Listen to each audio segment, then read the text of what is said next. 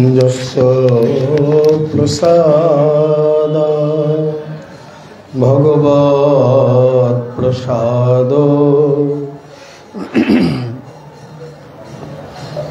यस्य प्रसादान्नगति कुतोऽपि ध्येयं स्तुवं स्तस्य यशस्त्रिसन्ध्यं वन्दे गुरुश्री चरणारविन्दम् आजानुलम्बितभुजौ कनकावदातौ संकीर्तनैकपितरो कमलायताक्षौ विश्वाम्भरो द्विजवरो जुगधर्मपालो वन्दे जगत्प्रियकरो करुणावतारो वृन्दावने विहरतो विविधैर्विनोदैः श्रीदासमित्र गुरुवृन्दमुदं विधत्रो वृन्दाश्रमं ललितया च विशाखया च संसेव्यमूर्तिजुगयो चरणे प्रपद्ये श्रीमद्भागवतं नौमि यस्य एकस्य प्रसादतः अज्ञातानपि जानन्ति सर्वा सर्वगमानपि ससुखनिवृतचेता तद्बुद्धस्तन्नभावो पजितरुचिरलीला कृष्णसारस्तदीयम् व्यतनुत कृपया जस्तत्त्वदीपं पुराणं तमखिलवृजिनाघ्नं वैश्यसूनुं नतोऽस्मि नमो धर्माय महते नमः कृष्णाय वेधसे ब्राह्मणेभ्यो नमस्कृत्य धर्मान् वक्ष्ये सनातनान् नारायणं नमस्कृत्य नरं चैव नरोत्तमं देवीं सरस्वतीं वैष्णवीं ततो जयमुदीरयेत् या दृष्टा निखिलाघसङ्घशमने स्पृष्टा वपुपावने रोगानामविवन्दिता निरसने सिक्तान्तकत्राशिने प्रत्याशक्तिविदायिने भगवत कृष्णस्य संरोपिता नस्ता तच्चरणे विमुक्तिफलदा तस्यै तुलस्यै नमः। जय रूप सनातन भट्ट रघुनाथ श्रीजीव गोपाल भट्ट दास रघुनाथ এই ছয় গোসাইয়ের করি চরণ বন্দন যাহা হইতে বিঘ্ন নাশ অভীষ্ট পূরণ বাঞ্ছা কল্পতরুভ্যশ্চ कृपा सिन्धुभ्यैव च पतितानां पावनेभ्यो वैष्णवेभ्यो नमो नमः। सब श्रोता वैष्णवेर चरणे नमस्कार। सबे मिले चरण धूलि शिरे दाओ आमार।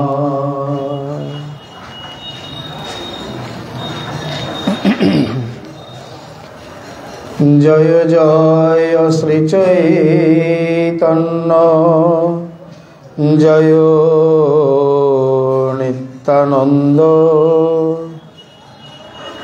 जयाद्वैत चंद्र जय गौर भक्तवृंद भक्तगोष्ठी सहित गौरांग जय जय।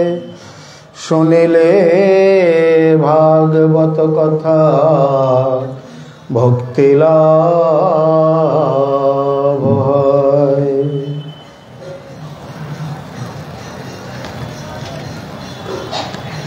भक्तो भक्ति भगवंत गुरु चतुर्नाम बपुए। इनके पद रज वंदन किए नाशत विघ्न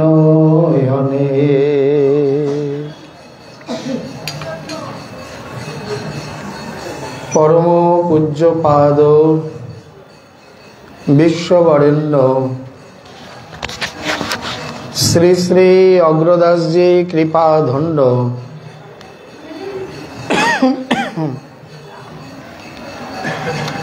गोस्वामी श्री नाभाजी महाराज कृत तदीय अमर महाग्रंथ श्री श्री भक्तमाले मंगलाचरण विधान प्रसंगे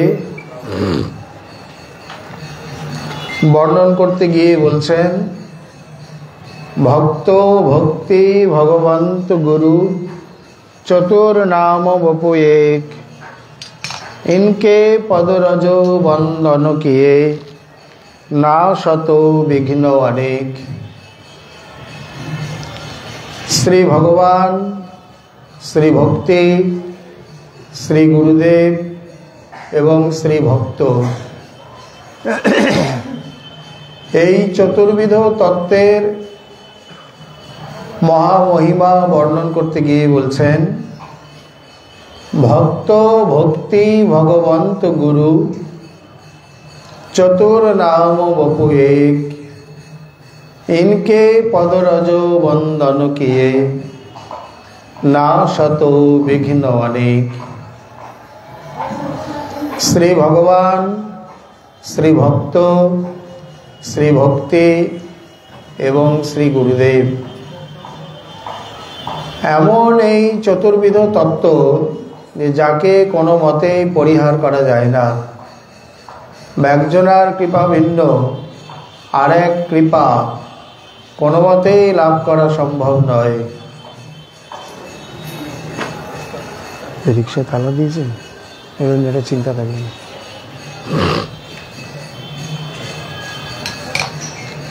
অতএব এই পয়েরেরই ব্যাখ্যা মাধুরী প্রসঙ্গে আমরা গত কয়েকদিন যাবৎ বৃন্দাবন মাঠ গ্রামের পরম ভক্ত চূড়ামণি শ্রী শ্রী জ্যোতিরামজির পরম পাবন চরিত কথা শ্রবণ কীর্তন এবং আস্বাদন করে আসছে। তার মধ্যে তিনি তার পুত্র ব্রজগোপাল জিউকে চিঠির মাধ্যমে যে কয়েকটি উপদেশ দিয়েছিলেন তার মধ্যে বিশেষ হচ্ছে সদা সর্বদা প্রসন্ন থাকবে, বৃথা চিন্তা কখনো করবে না।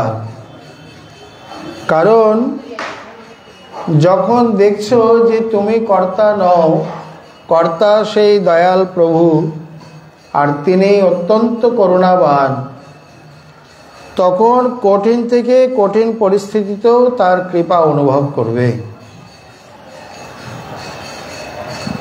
মনে করবে যে দয়াল প্রভু এর মাধ্যমেই তোমাকে কৃপা করছেন, যা নিজের সীমিত বুদ্ধির কারণে তুমি বুঝে উঠতে পারছো না। এই অংশটি খুবই তাৎপর্যপূর্ণ। আমরা মুখে অনেকে বলি যে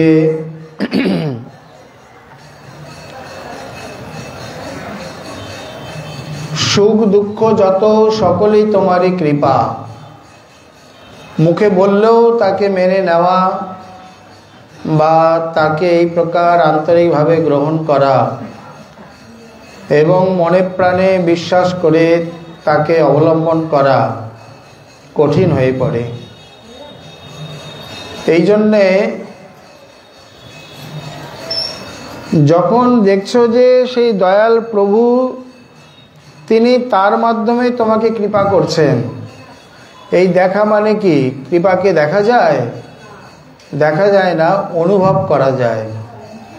মানে এই পরিবেশ পরিস্থিতি ইত্যাদির মাধ্যমে তিনি কৃপা করছেন, এটি যখন অনুভূতিতে চলে আসে তখন মনের মধ্যে বিন্দুমাত্র ক্ষোভ, কোনো আক্ষেপ, অভিযোগ ইত্যাদি তখন আর থাকে না। তখন মনে হয় মঙ্গলময়ের যা ইচ্ছা, মঙ্গলময়ের রাজ্যে সবই মঙ্গল বিধান। কথায় বলি আমরা ঠাকুর যা করে মঙ্গলের জন্যে, বলি মাত্র, অনুভূতিতে কতটুকু আসে। ভক্তমালে শ্রী চন্দ্রহাস রাধারাধি কাহিনী আছে।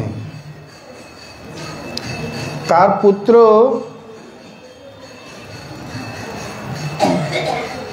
বসতে পারবে নাহলে চেয়ার নিয়ে আসে।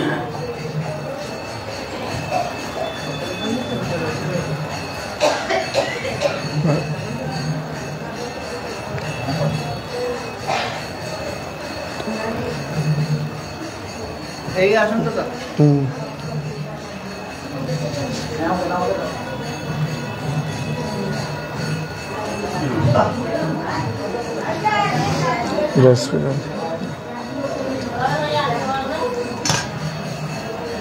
তার পুত্রের যখন জন্ম হয় 6টা আঙুল নিয়ে জন্মগ্রহণ করেন। এখন দৈবজ্ঞাদি এসে বলছেন স্বাভাবিক রূপে তো 5টি আঙুল, 6টি আঙুল এখানে। আচ্ছা যাই হোক, এখন মহারাজকে কিছু বলতে পারলেন না। এটা অনেকেরই আছে বা অনেকে মনে করবেন যে তাহলে আমাদের জন্য অশুভ লক্ষণ। অশুভও ঠিক নয়, আবার শুভও ঠিক নয়। তা মন্ত্রীকে যখন বলেছেন, মন্ত্রী বলছে ঠাকুর যা করে মঙ্গলের জন্যে, কিন্তু এই কথা রাজা মেনে নিতে পারলেন না, ক্ষেপে গেলেন। আমার পুত্রের 6টা আঙুল হয়েছে, জ্যোতিষী অন্য প্রকার বলছে, আর তুমি কেনা বলছো ঠাকুর যা করে মঙ্গলের জন্যে। ক্ষেপে গিয়ে মন্ত্রীকে বন্দি করে দিয়েছে। শত হলো মন্ত্রী তো বুদ্ধিদাতা, চট করে প্রধানমন্ত্রীর আসন কে নিতে পারে, তাকে মারা উচিত নয়, কিন্তু এই কটূক্তির জন্যে তাকে কারাগৃহে বন্দি করলেন। যদ্যপি কটূক্তি নয়। ধীরে ধীরে এই পুত্র যখন বড় হয়েছে, একদিন কোনো কারণবশত মৃগয় বা ভ্রমণে গেছে কারোর সঙ্গে, সেইখানে গিয়ে দস্যুদের দ্বারা যখন আক্রান্ত হয়, সব ছত্রভঙ্গ হয়ে পড়েছে। অতটা তৈরি হয়ে যায়নি যে কেউ আক্রমণ করবে, ভাবছে নিজেরই রাজ্যে, ভয় কিসের। তারা আক্রমণ করেছে এই কারণে যে একটা মানে সুন্দর ছোট্ট বালকের দরকার। দেবীর কাছে নরবলি দিয়ে পুত্র কামনায় বা অন্য কোনো কামনায়, রোগ ব্যাধির উদ্ধারের কামনায় তাকে বলি দেবেন। এই জন্যে রাজপুত্রের মতো সুন্দর আর কাকে পাবে, তাকেই ধরে নিয়ে গেছেন। বলি দেওয়ার আগে তাকে স্নান করানো হয়, নতুন বসন পরিধান করানো হয়, মালা চন্দন তিলক পেট ভরে খাইয়ে দাইয়ে একেবারে সুন্দর করে তারপর তাকে বলি দেয়। মানে তার মনের বাসনা একটু কিছু পূর্ণ করে। এখন স্নান করে যখন তিলক আদি কাপড় পরাতে গেছে, গিয়ে বলছে, সর্দার এ তো দেবীর ভোগে লাগবে না। বলে কেন? বলে এই যে 6 আঙ্গুল, এটা তো বলিতে খুঁত, তো নিখুঁত বলি হবে না। তোমরা আগে দেখে শুনে ধরনি। বলে কে জানে। বলে না, কাজ করে একে ছেড়ে দাও।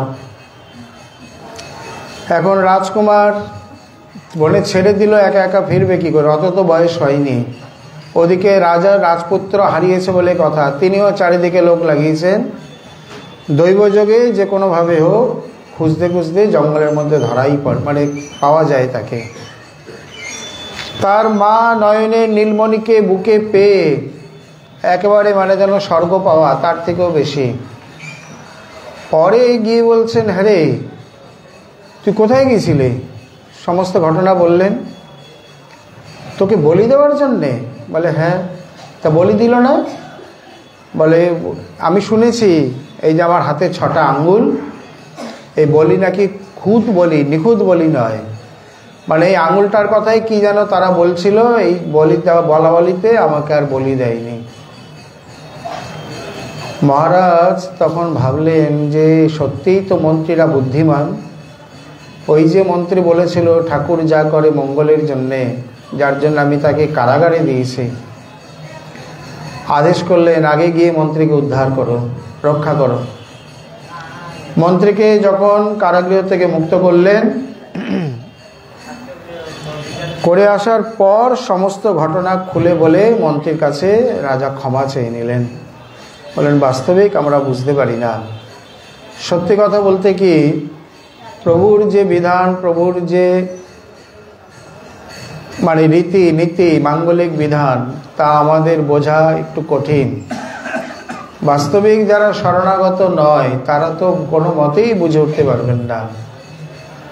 সেই কথাই জ্যোতিরামজি বলছেন, যখন দেখা যাচ্ছে দয়াল প্রভুই কর্তা আর তিনি এই সম্পূর্ণ পরিবেশ পরিস্থিতি ইত্যাদির মাধ্যমে আমাদের কৃপা করছেন, তখন তার জন্য বৃথা চিন্তা করার তো কিছু নেই। বাস্তবিক সুখ দুঃখ বলতে গেলে এখন অনেক কথা চলে আসে।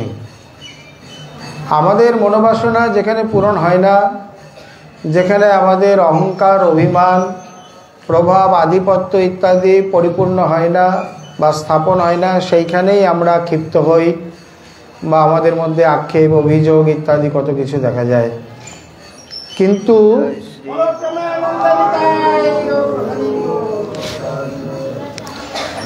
যেখানে এই সমস্ত কিছু নেই, সেখানে আবার এই সকল আক্ষেপও নেই। তিনি সবটাকেই প্রভুর কৃপা মনে করেন। প্রকৃত সুখ দুঃখের যে সংজ্ঞা ন্যায়শাস্ত্রে দেওয়া হয়েছে, তার মধ্যে তিনি বলছেন যে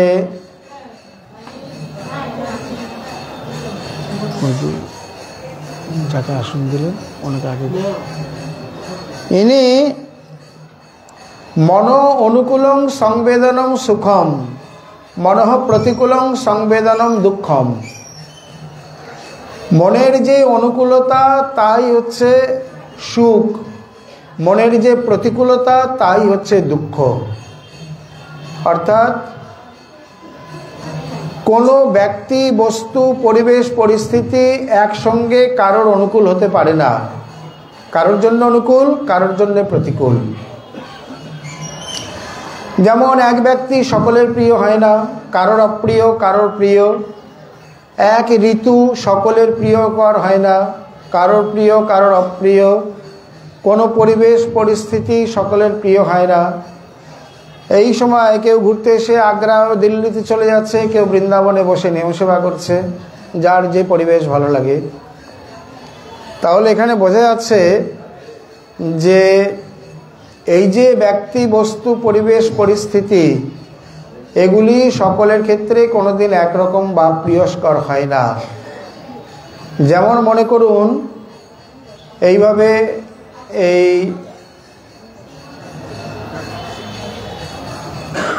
চৈত্র মাসের দিকে মাঠে ধান, গম পেকে যায়, পাকা গম সেখানে রয়েছে। এইবার কারোর গম হয়তো একটু আগে লাগিয়ে উঠে গেছে, সে আবার ধান দিয়েছে। চৈত্র মাসের প্রায় শেষের দিকেই এটি হতে থাকে।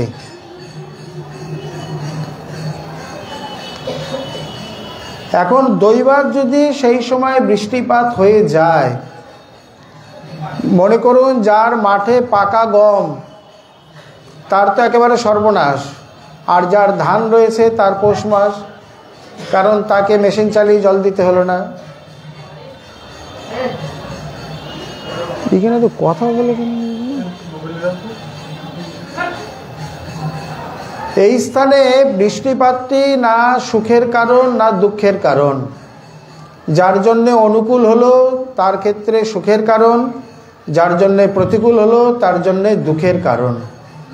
অতএব এই অনুকূলতা প্রতিকূলতা, সুখ দুঃখ ইত্যাদির ওপর, এই দুইয়ের ওপরই নির্ভর করে। এই জন্যে কেউ কারোর অনুকূল নয়, কেউ কারোর প্রতিকূল নয়, কেউ কারোর সুখও নয়, কেউ কারোর দুঃখের কারণও নয়। শুধু তাই নয়, ভিক্ষুগীতের সর্বপ্রথমে শ্রী অবন্তপুরের ব্রাহ্মণ যে কথা বলেছেন, নায়ং জনমে সুখ দুঃখ হেতু নদেব তাত্মা গ্রহ কর্ম কালা মনঃ পরম কারণমামনন্তি সংসার চক্রং পরিবর্তয়িজ। এই জগতে সুখ দুঃখের কারণ কে? কোনো ব্যক্তি? বলছেন না। নায়ং জনমে সুখ দুঃখ হেতু, এই জগতে কোনো ব্যক্তি আমার সুখ দুঃখের কারণ নয়। তাহলে স্বর্গের দেবতা ইত্যাদি? বলছেন না, ইনিও নয়। আত্মা মানে তুমি নিজে তোমার কারণ? বলছেন না।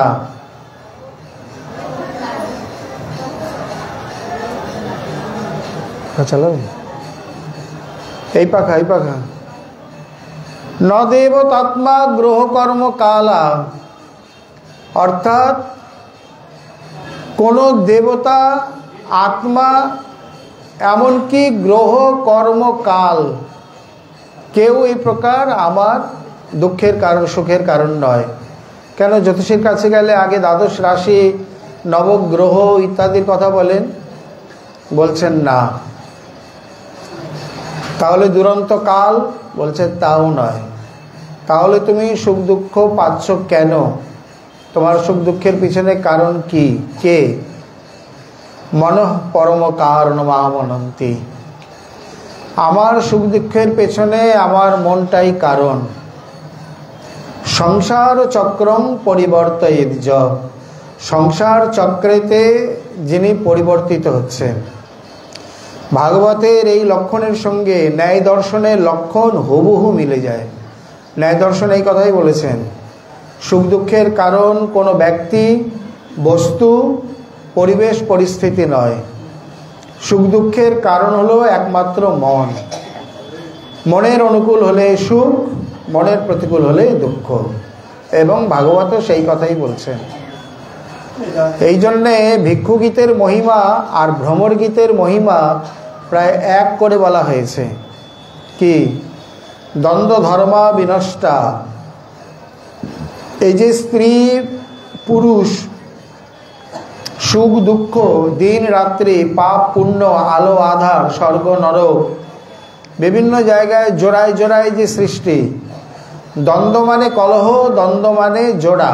এখানে দ্বন্দ্ব মানে যুগ্ম, জোড়া শব্দটি নেওয়া হয়েছে। আমরা প্রত্যেকে এই দ্বন্দ্ব ধর্মের মধ্যেই আছি, কিন্তু সাধন ভজন করে এই তুরীয় দশা বা দ্বন্দ্ব ধর্মের অতীত যতদিন না হচ্ছেন ততদিন পর্যন্ত ইষ্ট সাক্ষাৎকার আদি সুদুর্লভ। অতএব এখানে এই প্রকার এইভাবে বললে হবে না। তাহলে এই দ্বন্দ্ব, এই সমস্ত গীত আদি পাঠ করে, শুধু তাই নয়, ভিক্ষুগীতের অন্তিম শ্লোক পাঠ করে শ্রীমন মহাপ্রভু কাটোয়াতে সন্ন্যাস নিয়েছেন, যাকে কবিরাজ গোস্বামী অনুবাদ করছেন, মুকুন্দ সেবাতে হয় সংসার তারণ, পরমার্থ নিষ্ঠাতে হয় বেশের ধারণ। অতএব যার বক্তা স্বয়ং শ্রী দ্বারকানাথ এবং শ্রোতা উদ্ধবের মতো মহামনীষী, পরম ভক্ত শিরোমণি, সেই গীত কোনোদিন সাধারণ হতে পারে না। এখন বক্তব্য বা তাৎপর্য হলো এটি যে সেই কৃপাটিকে অনুভব করা। এই কৃপা যদি অনুভব করতে না পারে তাহলে অনেক সময় যেমন গুরুভক্তি দৃষ্টান্তে বলা হয়, যাকে আমরা ললিতা সখীমা বলে জানি, ওনার নাম হচ্ছে শ্রী জয়গোপাল দাস। উড়িষ্যাতে রাধারমণ বাবাজি মহারাজ, তিনি মানে বড় বাবাজি অবস্থান করছেন ঝাঁচপিটা মঠে। জয়গোপাল দাসজি সেই সময় আসে, অল্প বয়স। এখানে প্রথম অবস্থায় মানে গুরুকুল বিশ্বে এমন একটি কুল বা এমন একটি স্থান যেখানে সর্বত প্রকারে সর্বত রকমের শিক্ষা দেওয়া হয়। গুরুকুল থেকে কেউ যদি শিক্ষা লাভ করে বের হয় বা গুরুকুলের শিক্ষায় শিক্ষিত হয়, পৃথিবীর কোনো পরিস্থিতিতে পরিবেশে তাকে বদ্ধ করে রাখতে পারবে না। সে ঠিক উত্তীর্ণ হয়ে কোনো মতে বেরিয়ে চলে আসতে পারবে।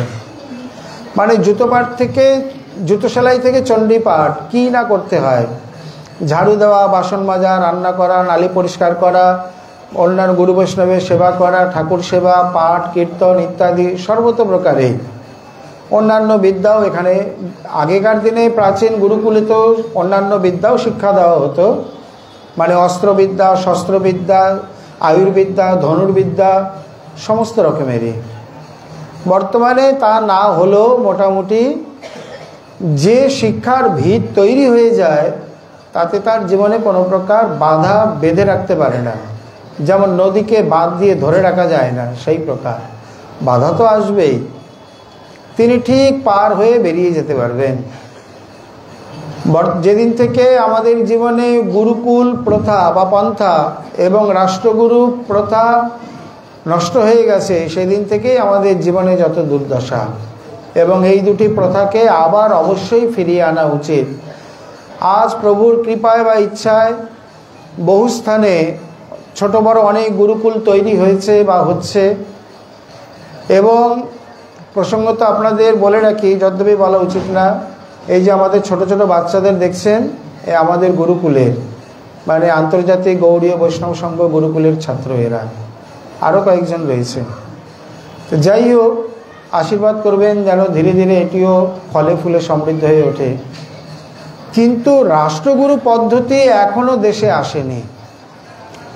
গুরুকুল প্রথা আমরা ভারতবর্ষে বা অন্যান্য ভারতের বাইরে অনেক জায়গায় দেখি, কিন্তু আমাদের দেশে এখনো পর্যন্ত রাষ্ট্রগুরু পন্থা আসেনি। এটি ফিরিয়ে আনা অবশ্যই উচিত। অতএব এইখানে এখন জয়গোপালজিকে প্রথম অবস্থায় সমস্ত কাজই করতে হয়। তা মন্দিরে মানে আশ্রমে যখন সাধু সেবা, ভাণ্ডার ইত্যাদি, সেখানে রন্ধনও করতে হয়। বলে আর যাই করো, অগ্নি পরীক্ষা দিতেই হবে। অগ্নি পরীক্ষা না দিলে সোনাকে সোনা বলে পরিচয় পাওয়া যায়? জীবনে সকলকেই অগ্নি পরীক্ষা দিতে হয় কম বেশি, শুধু সীতাদেবীকে নয়। তো যেদিন রান্নায় গেছেন, মানে মোটামুটি রান্নায় পাকা হয়ে গেছে, সাধু সেবায় গেছেন, ভাণ্ডারা আছে, প্রথমে একবার রন্ধন করেছে। সাধুকে যে কোনো প্রকারে হোক বেশি, মানে একটু নিমন্ত্রণের থেকে বেশি এসছেন, ওদিকে ভাণ্ডার শেষ, আবার তাড়াতাড়ি রান্না বসাতে হবে। অন্তত সব পদ না হোক, একটু ডাল, রসা, অন্ন এগুলো তো করতেই হয়। ওদিকে সকাল থেকে পরিশ্রম করছে, একটু বাল্যভোগও হয়নি, পেটে জলও যায়নি। এরপরে যখন আবার রান্না বসিয়েছেন, সেই ফাঁকে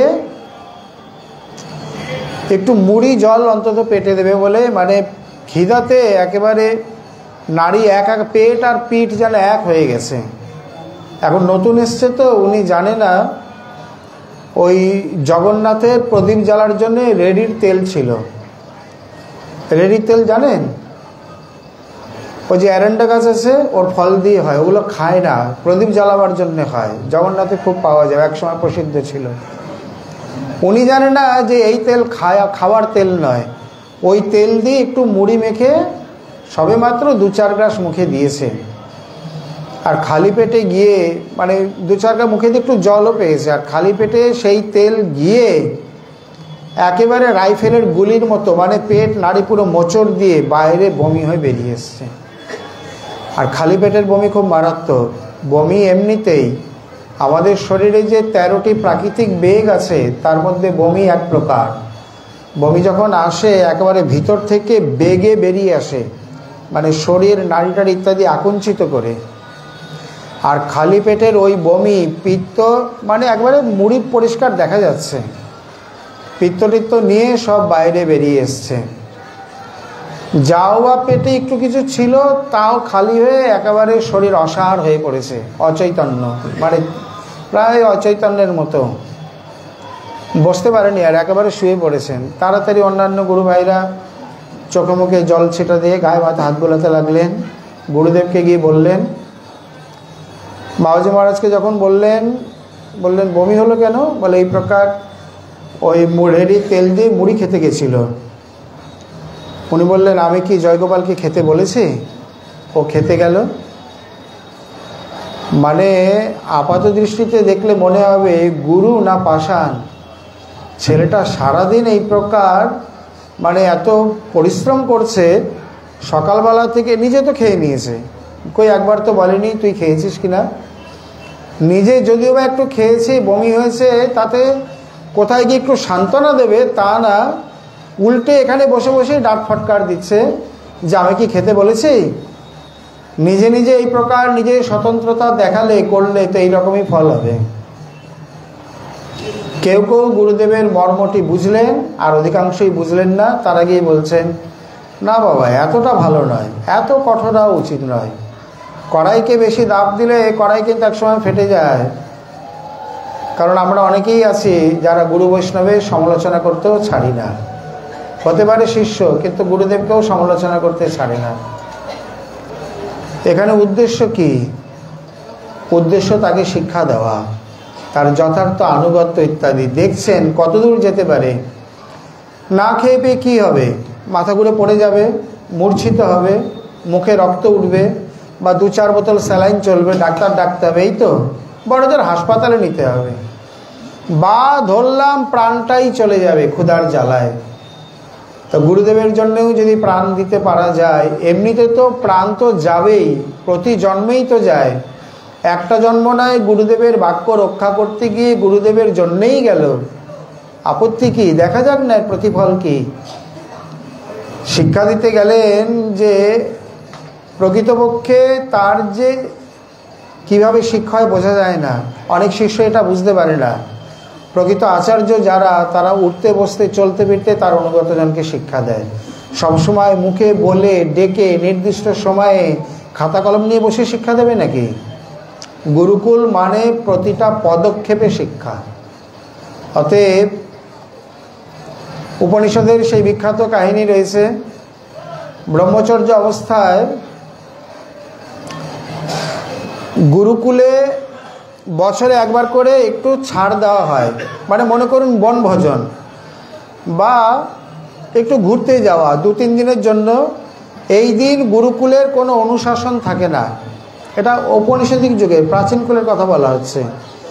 কোনো অনুশাসন থাকবে না, পড়াশোনা থাকবে না। এই 2-3 দিন কী থাকবে না, ইচ্ছা মতো ঘোরো ফিরো খাও, যার যেটা ভালো লাগে করো। মানে ছেড়ে দেওয়া হয়। কে কোন সংস্কারে যাচ্ছে গুরুদেবটা লক্ষ্য করেন, আচার্যগণ লক্ষ্য করেন। এখন বনে গিয়ে বা নির্দিষ্ট স্থানে গিয়ে তো রাত্রে থাকারও ব্যবস্থা রয়েছে। কেউ হয়তো বনে ঘুরতে চলে গেলেন, তার ঘুরতে ভালো লাগে। কেউ হয়তো ধনুর্বাণটা নিয়ে এক জায়গায় গিয়ে শিক্ষা করতে শুরু করে দিলেন, যদ্যপি গুরুকুলে করে, এখানে করার কথা নয়, তাও শুরু করলেন। কেউ হয়তো খুব খেলাধুলায় মেতে গেলেন, কেউ পাশে নদী সরোবর দেখে সেখানে সাঁতরাতে গেলেন, কেউ গাছে ওঠা, কেউ মারামারি ঠেলাঠেলি। মানে যার যেটা ভালো লাগে তিনি সেই দিকে চলে যান। আর আচার্য মুক্ত প্রগ্রহ নেয়। ঘোড়াকে লাগাম দিয়ে দৌড়ালে বোঝা যায় না ঘোড়ার কতটা গতিবেগ। ঘোড়ার গতিবেগ বুঝতে হলে ঘোড়াকে দুটো চাবুক মেরে ছেড়ে দাও, ও ছুটুক, ও নিজের মতো করে ছুটে ক্লান্ত হয়ে ফিরে আসুক। একে বলে মুক্ত প্রগ্রহ নেয়। তখন বোঝা যাবে যে প্রকৃতপক্ষে কার অভিরুচি, কার সংস্কার কোন দিকে। কারণ গুরুকুলে তো একটা অনুশাসনে থাকে, ভয় কিছু করে না বা মৃদুমন্দ কথা বলে, চুপচাপ থাকে। একা একা ছেড়ে দাও, কেমন গলা ফেরে কথা বলে, তখন দেখা যাবে। এইভাবে ঘুরতে ঘুরতে আর কিছু কিছু জন কোথায় জড়িবুটি রয়েছে, মানে আয়ুর্বেদের তারা অভ্যাস করছেন, কোথায় জঙ্গলে কোন মূল, জড়িবুটি, ঔষধ ইত্যাদি রসায়ন পাওয়া যায় সেই দিকে। এখন ঘুরতে ঘুরতে দেখছেন দুজন দস্যু, মানে ঘোর শহরে দুজন এই প্রকার গিয়ে ওই কোন এক যুবতীকে আক্রমণ করেছে। সে ভয় পেয়ে দিক বিদিক শূন্য হয়ে দৌড়াতে দৌড়াতে এই দিকেই আসছে। কোনো দিক না পেয়ে, কি করবে না পেয়ে ওই সরোবরের মধ্যে ঝাঁপ দিয়েছে। গুরুকুলের ছাত্ররা দেখতে পেয়ে সঙ্গে সঙ্গে খবর দিয়ে যে ধনুর্বাণ শিক্ষা করে তাকে নিয়ে সামনে রুখে দাঁড়িয়ে তাদের তো বিতাড়িত করলেন। মানে দেখছেন যখন এরা দলে অনেক, এরা তখন ভয় আর সামনে বেরোল না, ধীরে ধীরে চলে গেল।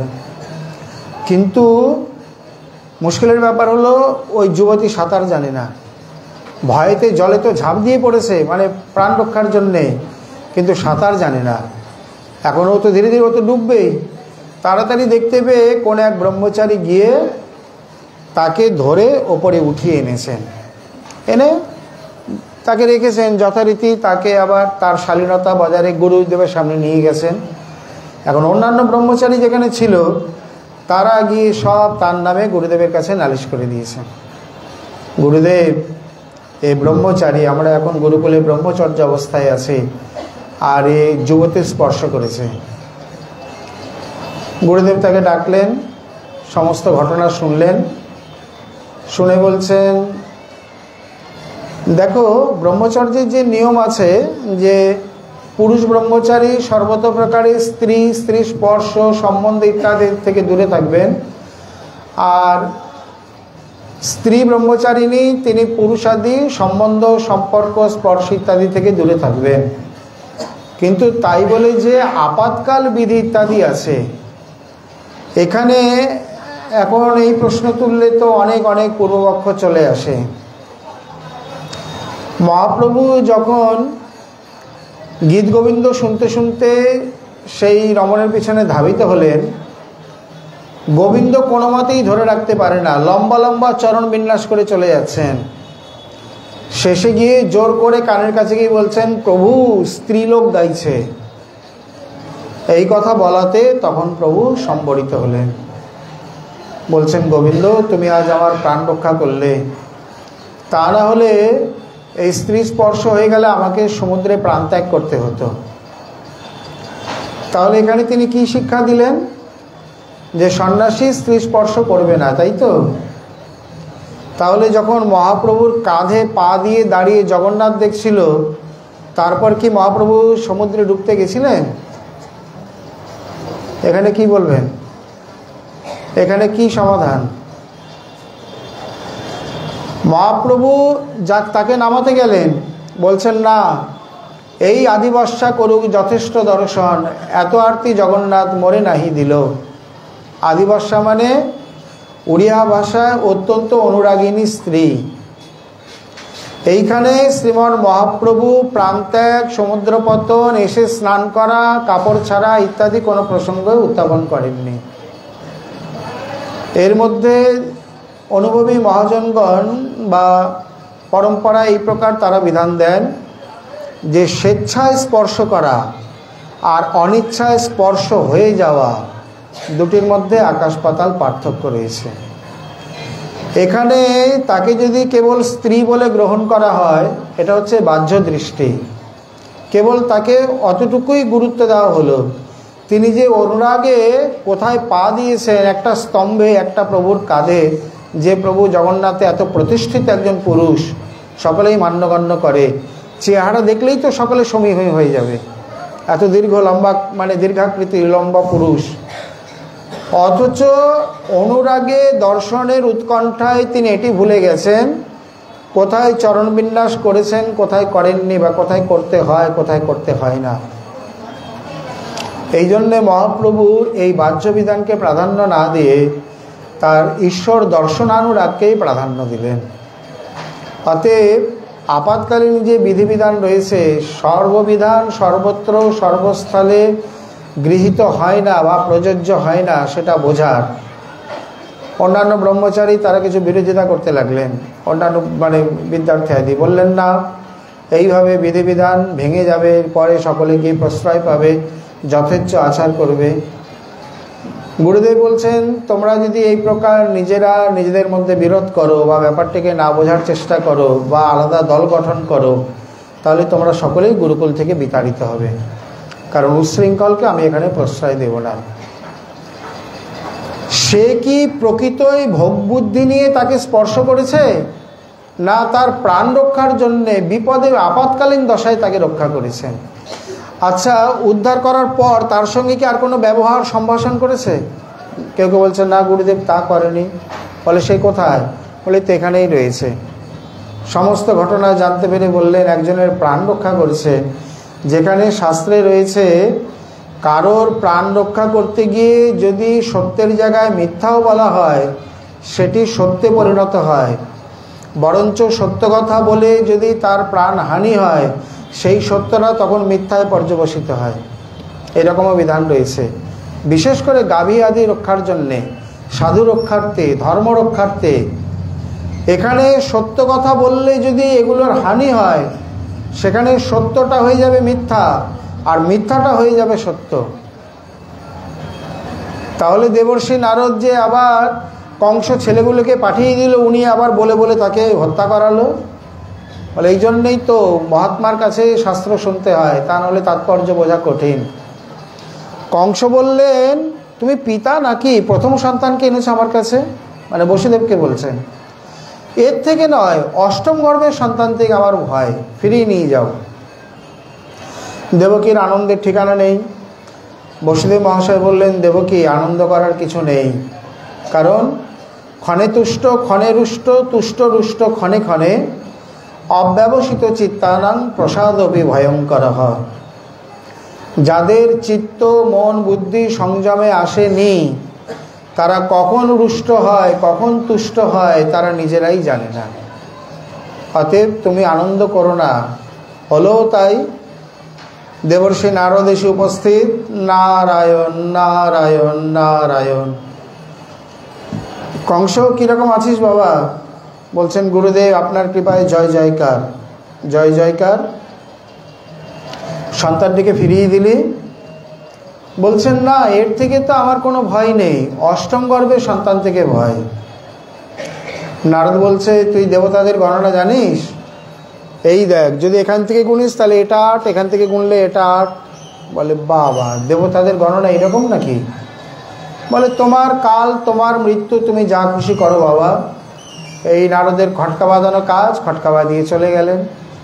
কংস ভাবছে, যদি গণনা প্রথম শেষের থেকে শুরু হয় তাহলে তোমার প্রাণ যাবে না, দয়া দেখে লাভ নেই।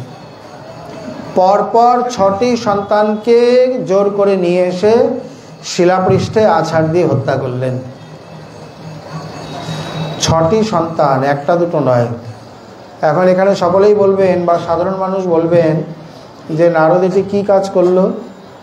ছোট্ট শিশুদের হত্যার ব্যবস্থা করে দিল। এ সাধু না কসাই কে? আবার অনেকে বলবেন, ইস, এত ছোট্ট নিরীহ শিশুগুলোকে কংস হত্যা করেছে। নিরীহ হতে পারে কিন্তু নিষ্পাপ নয়। নিরীহ মানে নিশ্চেষ্ট, শিশুদের তেমন কোনো চেষ্টা দেখা যায় না, কিন্তু নিষ্পাপ নয়। কারণ কংসাদির আত্মা কৃষ্ণ, তবে হিংসে কেনে? পূর্বে অপরাধ আছে তাহার কারণে। কংসেরও অপরাধ আছে, যার জন্যে এক অপরাধ আর এক অপরাধ, পাপ প্রবৃত্তি ইত্যাদি করায়। শুদ্ধ ভজন সংস্কার যেমন শুদ্ধ করে ভজনের দিকে নিয়ে যায়, পাপ অপরাধের সংস্কার তেমনি পাপ অপরাধের দিকে নিয়ে যায়। এক অপরাধ আর এক অপরাধের জনক। আর শিশুগুদেরও অপরাধ রয়েছে। তারা হচ্ছে মরীচির 6 পুত্র। ব্রহ্মা সরস্বতীর প্রতি ধাবিত হলে তারা হেসে উপহাস করেছিলেন, সেই মহৎ অপরাধে তাদের এই প্রকার। দেবর্ষি নারদ বিচার করলেন, এই ছলে এরাও মহৎ অপরাধ থেকে মুক্তি লাভ করবে, আর কংসের পাপের ঘরাটা তাড়াতাড়ি ভরবে, ভগবান তাড়াতাড়ি পৃথিবীতে প্রকট হবে, পৃথিবী তাড়াতাড়ি শান্তি লাভ করবে। এক লীলায় করে প্রভু কার্য 5-7। এটি তো সাধারণ জীবের এত বোধগম্য নেই, তারা দোষারোপ করবে, সমালোচনা করবে। কিন্তু দেবর্ষি নারদ এখানে শিশুগুলোর মৃত্যুর ব্যবস্থা করে দিলেন তাদের জন্যে।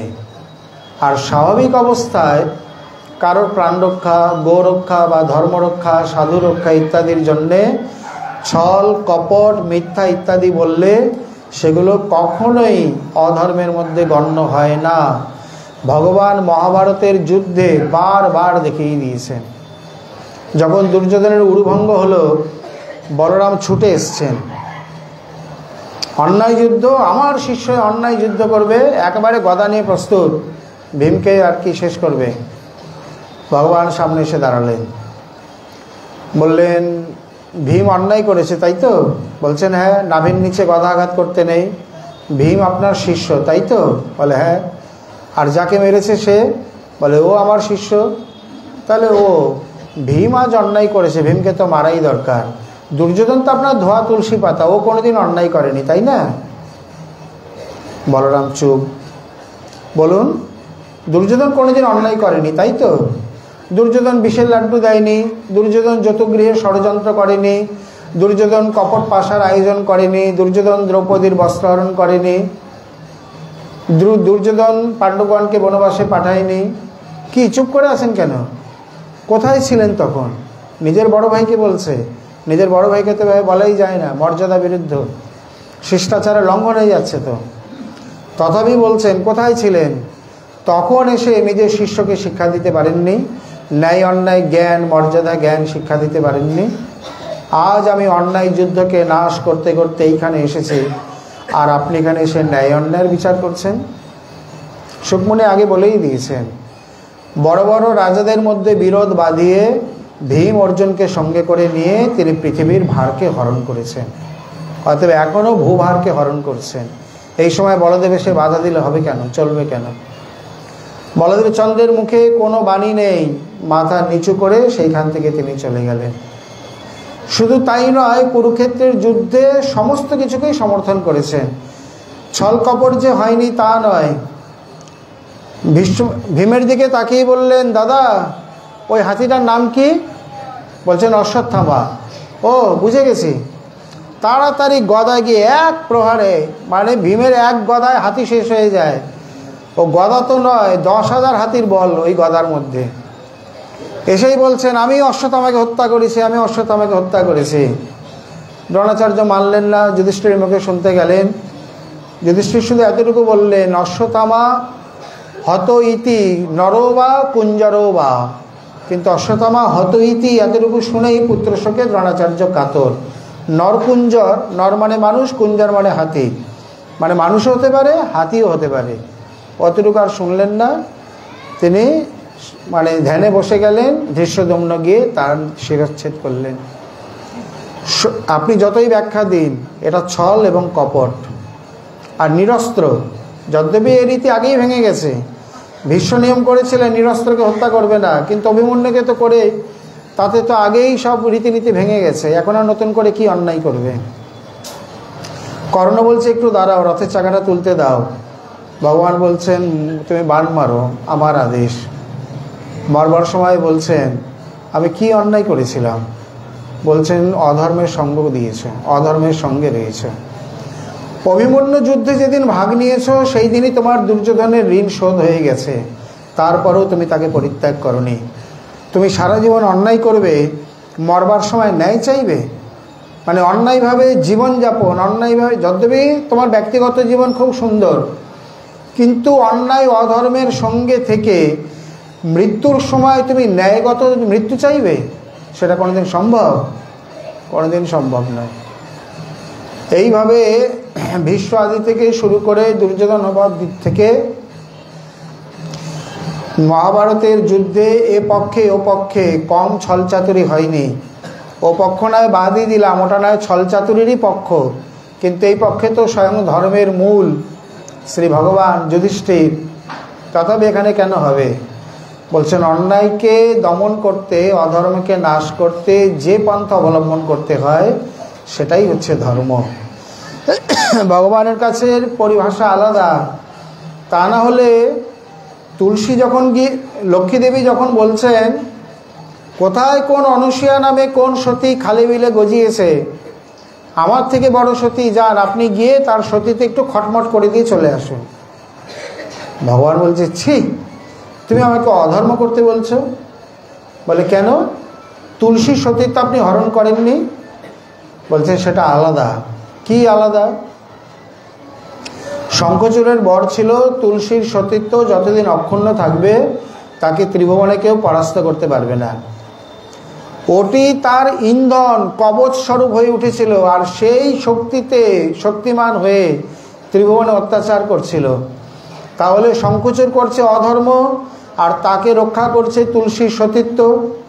কথাই বলে অন্যায় যে করে অন্যায় যে সহে সকলেই সমান অধর্মী। তাহলে তখন তুলসীর সতীত্ব ধর্ম না হয়ে অধর্মে পর্যবসিত হয়েছে। আমি তুলসীর সতীত্বকে হরণ করিনি, আমি অধর্মকে নাশ করেছি। ভগবানের কাছে সত্য এবং ধর্মের পরিভাষা আমাদের থেকে একটু পৃথক, সহসা বোঝা যাবে না। অতএব এখানে ভগবান জগতের ভূভার অধর্মকে নাশের জন্যে যেখানে বলছেন সম্ভবামি যুগে যুগে, সেই ভূভার হরণ করছেন তিনি। অতএব সুখ দুঃখ যত সকলেই প্রভুরই কৃপা। গুরুকুলে এই যে আপাতকালীন স্থিতি, গুরুদেব তাকেই সমর্থন করলেন এবং অন্যান্য শিষ্যকে তিরস্কার করে তাদের ভুল ভ্রান্তি বা এই যে চাপা মাৎসর্য তাকে পরিহার করলেন। অতএব সুখ দুঃখ যত সকলেই তোমারই কৃপা, এটি বোঝা ভীষণ কঠিন। তার দিকে না তাকিয়ে থাকলে মুক্তজীবের সঙ্গে বদ্ধজীবের এইখানেই পার্থক্য। বসুদেব দেবকী যদি কৃষ্ণের কাছে অভিযোগ করে যে আমাদের কি দুবার কারাগারে কেন যেতে হলো, কি তোমাকে একটু পুত্ররূপে কামনা করেছে এই জন্যে? বিষ্ণুপ্রিয়া দেবী যদি অভিযোগ করে আমাকে সারাটা জীবন এই প্রকার চোখের জল ফেলে হাউতাস করতে কেন হলো, তোমাকে পতিরূপে বরণ করেছে এই জন্যে, এটাই আমার দোষ। তেমনি সীতা, তেমনি রাধা, আরও কত শতজন ভক্ত রয়েছে, কই তারা কোনোদিন তো এই প্রকার অভিযোগ করেনি, করবেও না। কারণ তারা জানে তারা প্রভুর মানে হাতের পুতুল, যেভাবে নাচাচ্ছেন সেইভাবেই তিনি নেচে চলেছেন। একল ঈশ্বর কৃষ্ণ আর সব ভৃত্য, যারে জইছে নাচায় সেই তৈছে করে নৃত্য। যদ্যপি এটি মুক্তজীবের জন্যে, পার্শ্বদগণের জন্যে, কিন্তু বদ্ধ জীবও এই প্রকার তার হাতের পুতুল হয়ে নাচতে পারে, নিজের কর্তৃত্ব বুদ্ধি বা এই স্বতন্ত্রতাকে বাদ দিয়ে, যখন তার মধ্যে কোনো এই প্রকার অভিযোগ আদি আর আসবে না। আচ্ছা, এখানে আরেকটি দিক, আমরা প্রায় করে সকলে মানে ৯৯ জন ভক্ত শ্রী ভগবানকে দোষারোপ করি। আমাদের ইষ্টদেবের প্রতি অভিযোগ, দোষারোপ। হাতটা ভেঙে আসলেন নিজে, আর এসে কপাল পড়া ভগবান চোখে দেখে না। আমি অমুক মহাত্মার কাছে দীক্ষা নিয়েছি, আমি ব্রজে বাস করি, আমি গিরিরাজ পরিক্রমা করি, আর আমারই হাতটা ভাঙলো কেন? অন্যের হাত ভাঙতে পারেনি, অন্যের মোটরসাইকেল চুরি হতে পারেনি, আরে সেই কপাল পড়া হবে কেন? তার তো ১৪০০ কপালও চাঁদ, নিন্দিয়া নবীন চাঁদ। তার মতো এত সুন্দর কপল কার আছে?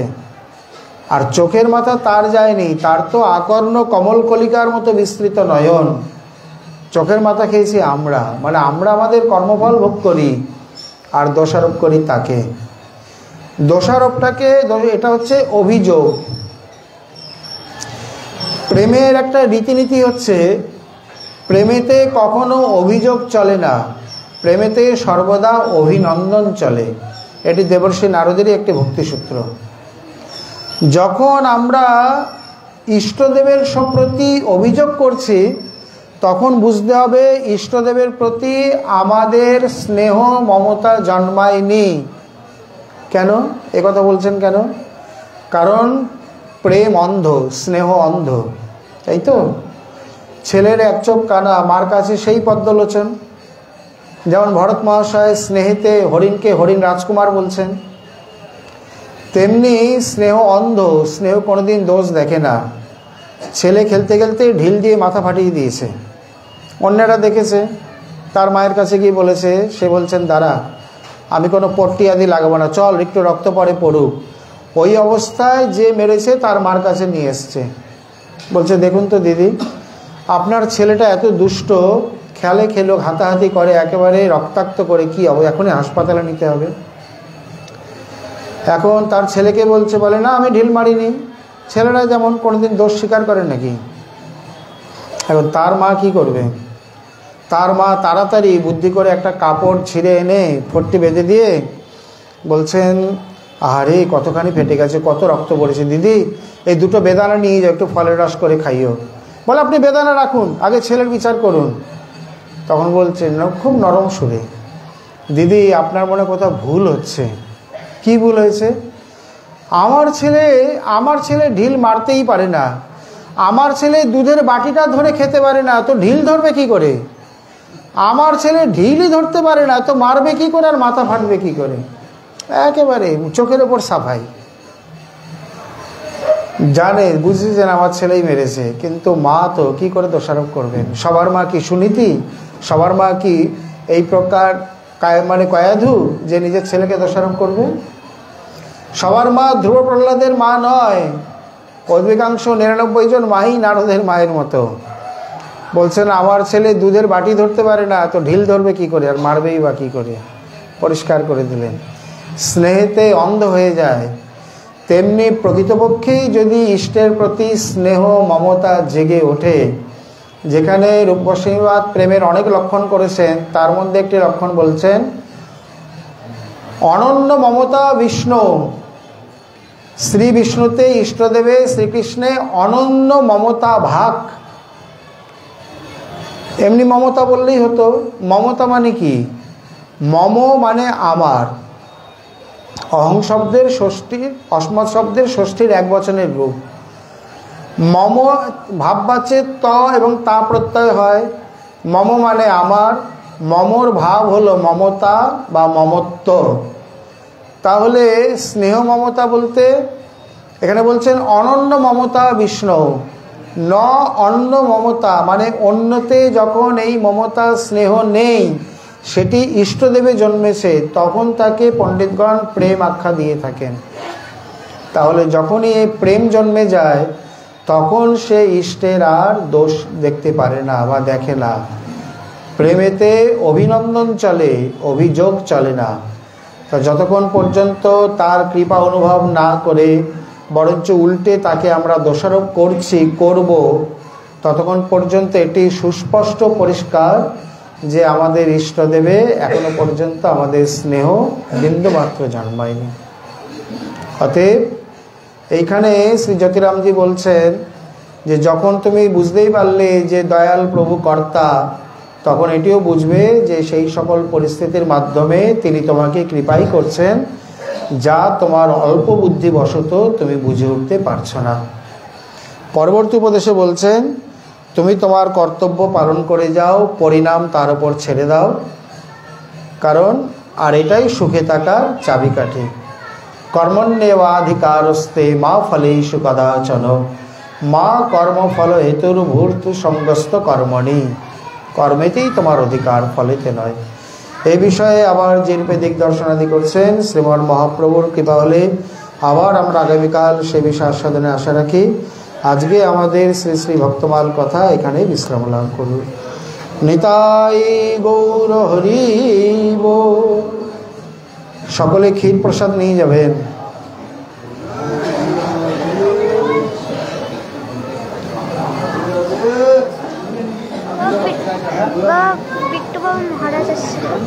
কে? কোন বিট্টু বাবা?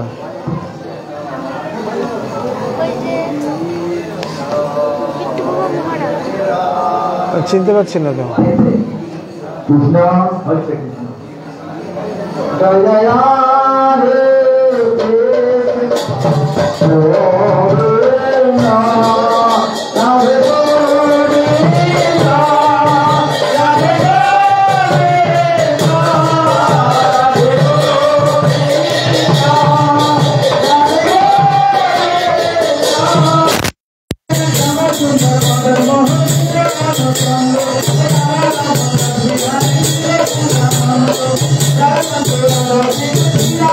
Thank you.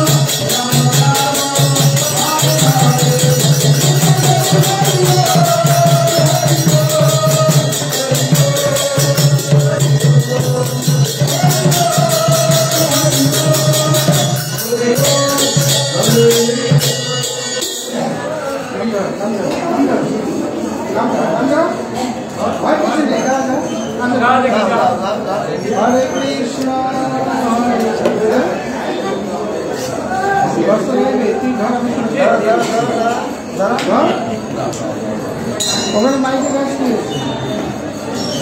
না গাইলে ভয় কাটবে।